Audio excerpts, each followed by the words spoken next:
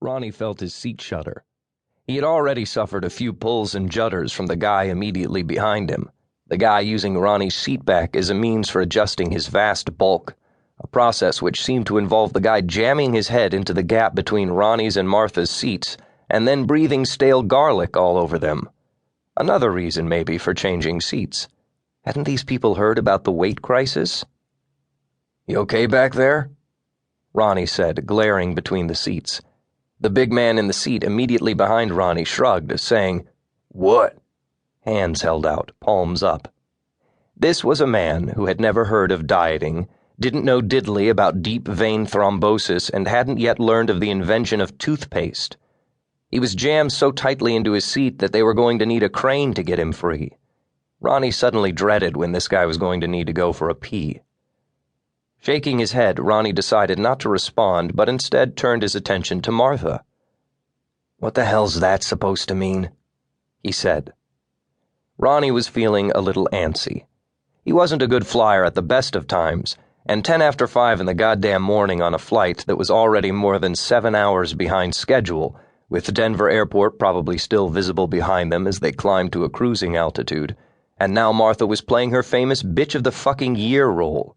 Factor in that they wouldn't be back at home in Atlanta until mid-morning, long after the cockcrow, sparrow fart, as his father used to say, arrival they had envisaged, and he just wasn't in the mood for pissy remarks. "Dad was right," was all Martha would say. Ronnie returned the snort with interest. "Hold the goddamn front page," he said with a sneer. "Your father was never right. Your father's made a life's work out of never being right." He rustled the pages of his Rolling Stone for emphasis, and was immediately annoyed to see the cover had broken from the center staples. "One whacked-out harebrained fucked-up scheme after another. What's he got to show for it?" "A happy marriage."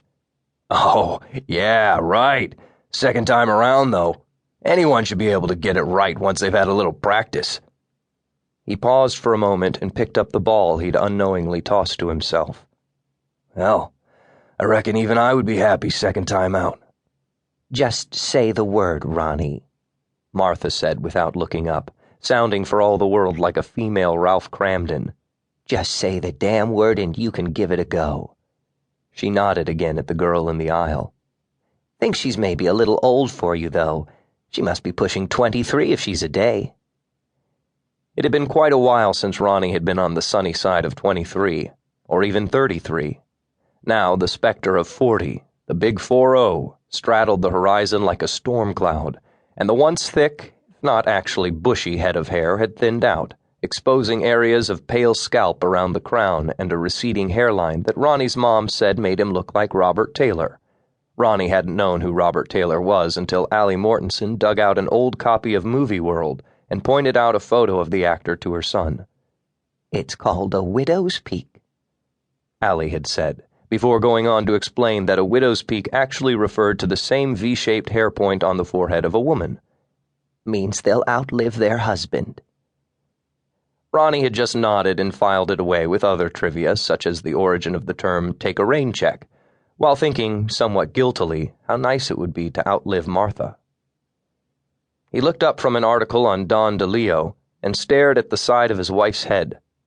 Ronnie had started to read DeLeo's Underworld and loved the long prologue about the baseball and Sinatra sitting in the bleachers and everything, but after that he couldn't figure out what the hell was going on, and he just up and left it one day, turning instead to rereading Avery Corman's The Old Neighborhood, which he did every few years, wrapping himself in the novel like it was the old pair of corduroy pants he'd had at Cornell, and which Martha had seen fit to throw out with the trash one spring cleanup.